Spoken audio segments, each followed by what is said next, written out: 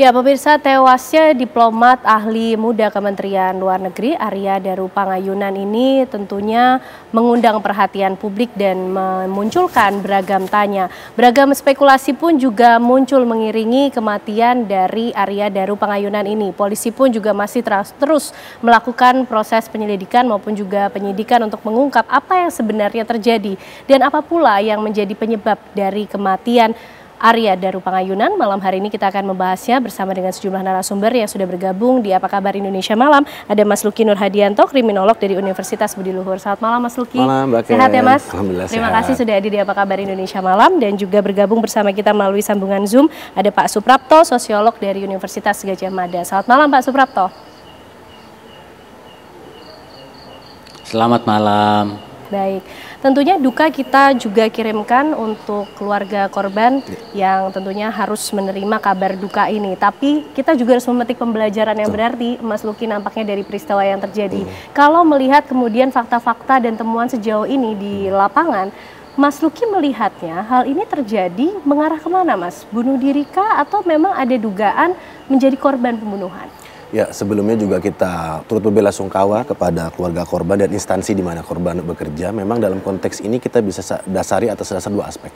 Yang pertama, jika memang ini adalah terkategorikan sebagai bunuh diri, maka ini akan kita kategorikan sebagai bentuk bunuh diri altruistik di sana. Nah, dalam konteks ini motivasinya seringkali bersifat pengorbanan di sana. Ada bagaimana kemudian dia ingin mendapatkan, memuaskan pihak lain, atau kemudian ada tekanan-tekanan yang akhirnya menjadikan dia dirinya sebagai korban.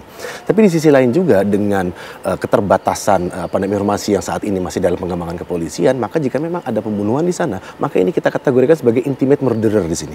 Karena seringkali dalam konteks ini dengan tidak adanya barang yang hilang atau kemudian posisi TKP yang sangat bersih, maka orang yang sangat mengenal dengan korban seringkali menjadi orang terdekat yang menjadi suspek dari pembunuhan tersebut.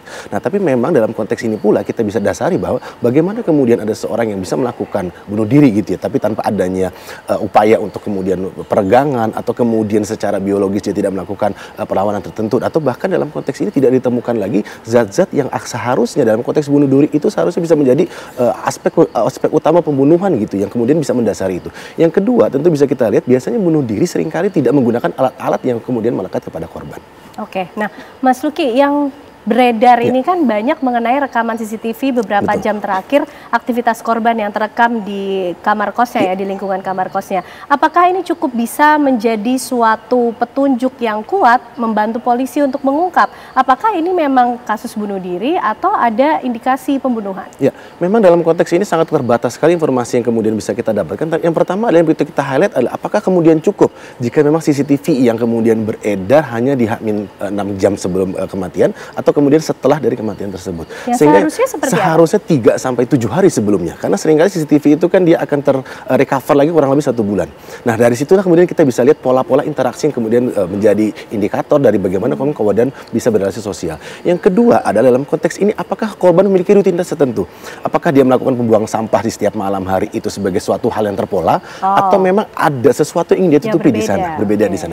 Yang ketiga adalah saat kemudian ini tercapture lebih lama, maka kita akan bisa petakan berbagai pihak yang berinteraksi dengan korban. Nah, dari sinilah kemudian ditemukan kunci-kunci saksi kunci baru yang bisa mengkonstruksikan lagi pembunuhan ini atau kemudian bunuh diri ini secara lebih holistik lagi dan menjadikan bagaimana kemudian kita bisa memilah-milah apakah memang ada sesuatu yang bersifat altruistik di sini atau memang di sini ada yang bersifat intimate yang kemudian menjadikan itu stimulus korban kehilangan nyawanya. Oke, baik.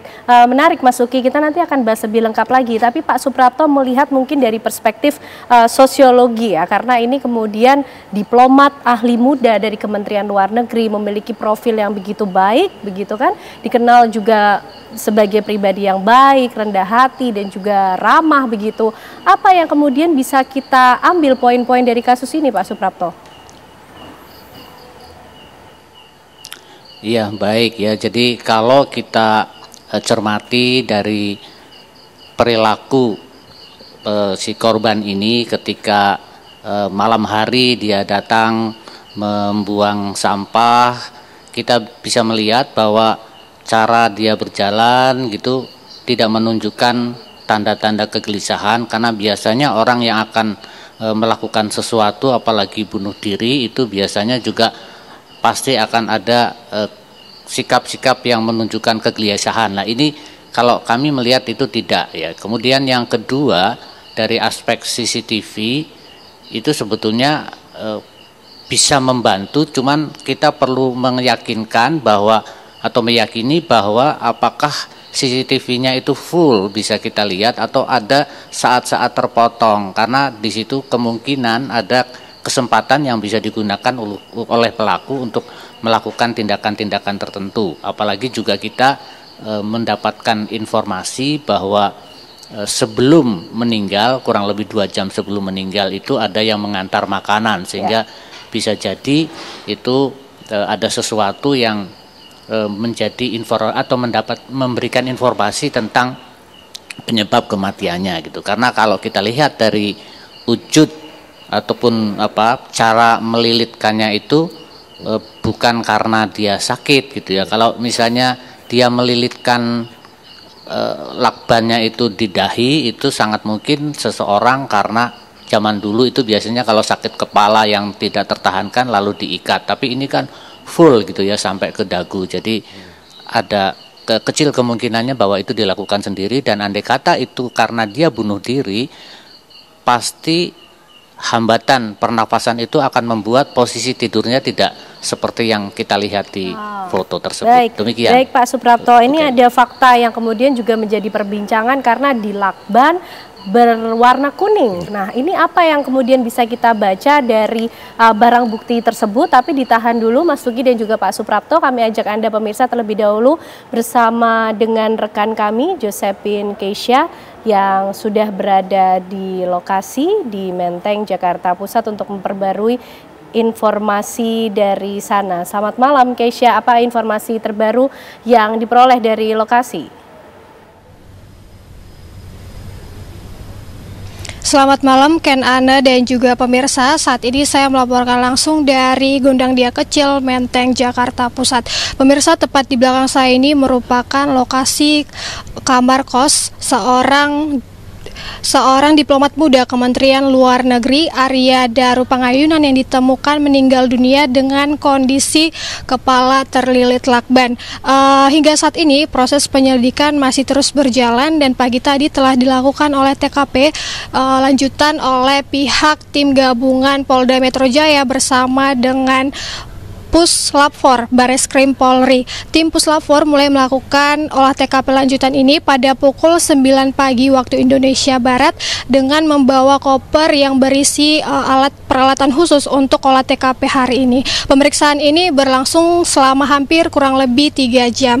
Fokus utama pada hari ini adalah mengumpulkan dan menguji barang bukti yang terkumpul secara ilmiah, mulai dari benda-benda yang ada di sekitar jenazah ataupun jejak lain yang mungkin dapat mengungkap penyebab kematian dari Arya Daru ini sendiri.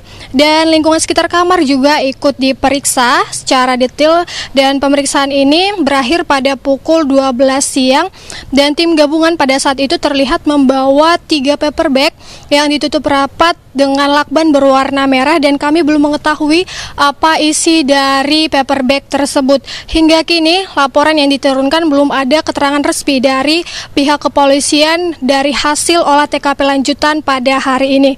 Selain Puslap 4, tim dari Inavis serta Direktorat Reserse Kriminal Polda Metro Jaya juga terlibat dalam proses TKP pada hari ini, dan penanganan kasus kini pun telah resmi diambil oleh tim Polda Metro Jaya untuk mempercepat proses penyelidikan dengan pendekatan yang lebih menyeluruh. Seperti diketahui pemirsa, korban Arya Daru Pangayunan ini ditemukan tewas pada Selasa pagi dengan tubuh telentang dan juga tubuh ditutupi dengan selimut serta kepala terlilit dengan lakban berwarna kuning. Kamar juga dalam kondisi terkunci dari dalam, dan hasil visum luar juga menyatakan bahwa tidak adanya luka terbuka dan tidak adanya tindak kekerasan fisik. Dari rekaman CCTV sebelumnya juga terlihat bahwa Arya sempat membuang sampah dan menyapa penjaga kos pada malam hari ini. Sementara demikian akan kami kembalikan ke studio. Terima kasih Keisha Butar-Butar mengabarkan dari Gondang Dia, Jakarta Pusat. Mas Luki, tadi yang disampaikan oleh Pak Suprapto yang menarik perhatian juga lakban kuning, kemudian yang kita ketahui dari peristiwa yang terjadi terkunci dari dalam dalam posisi terlentang, ada selimut di situ. Apa yang bisa kita baca dari tanda-tanda tersebut, Mas Luki? Ya, ada beberapa hal yang bisa kita gradasi dari lakban kuning sebagai salah satu kunci dari kejadian seperti ini. Yang pertama, apakah kemudian ini kita kategorikan sebagai salah satu bentuk afeksia di sini? Apa itu, Mas? Jadi saat kemudian ada seseorang yang kemudian kehilangan nafas atau kehilangan CO2 secara konsisten seperti itu, maka ada beberapa aspek. Yang pertama, apakah kemudian dia mengkonsumsi zat kimia tertentu?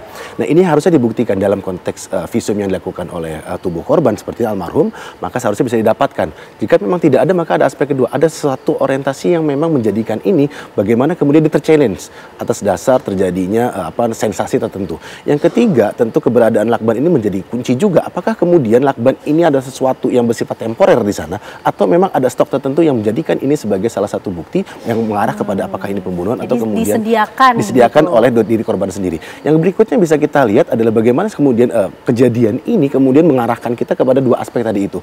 Adakah kemudian relasi yang memang bersifat intimate atau stress burnout yang dialami oleh korban dalam hal ini, atau memang ada salah satu gapping yang memang menjadikan ini sebagai salah satu upaya korban untuk berupaya untuk rehat dulu dari rutinitas yang dialamin.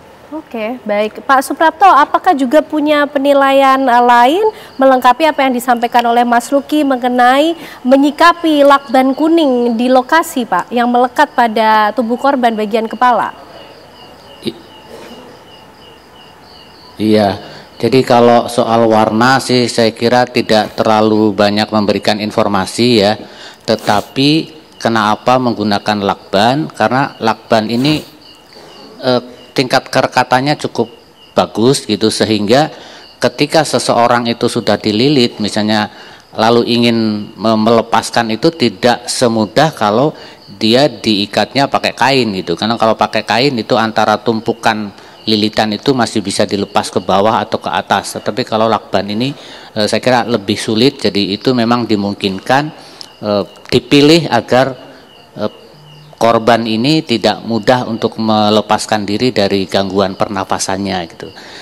Kita sangat mungkin juga misalnya berpikir kalau itu dilakukan oleh yang bersangkutan dalam arti mau bunuh diri, kita juga melihat misalnya dari informasi bahwa di situ ditemukan obatnya hanya obat kolesterol dan riwayat kesehatannya kolesterol dan GERD gitu ya. Jadi tidak ada indikasi di ruangan itu atau di TKP bahwa dia mengalami gangguan kesehatan psikologis gitu. Jadi saya kira ini masih perlu didalami juga riwayatnya, apakah karena dia halusinasi untuk mengikat kepalanya atau sebetulnya ada pihak lain yang melakukan itu gitu. Sehingga dengan perkat itu akan menjadi sulit untuk dia menyelamatkan diri dari kesulitan bernafas. Oke, demikian. Tentunya ini masih menjadi misteri dan menyisakan tanda tanya, meskipun kita juga masih menunggu bagaimana polisi bekerja, dan tapi kita mungkin juga bisa melihat dari pertanda lain, termasuk membaca profil dari Arya Daru Pangayunan ini. Betul. Mas Luki, yang kemudian dikenal baik dan berprestasi tentunya, karena akhir bulan akan dikirim ke Finlandia. Bagaimana menjelaskan keterkaitan mengenai hal ini nanti usai jeda ya Mas ya, disampaikan usai jeda, pemirsa kami kembali untuk Anda. Ya tentunya diminta atau tidak diminta, Polri tentunya akan melakukan penyelidikan mendalam.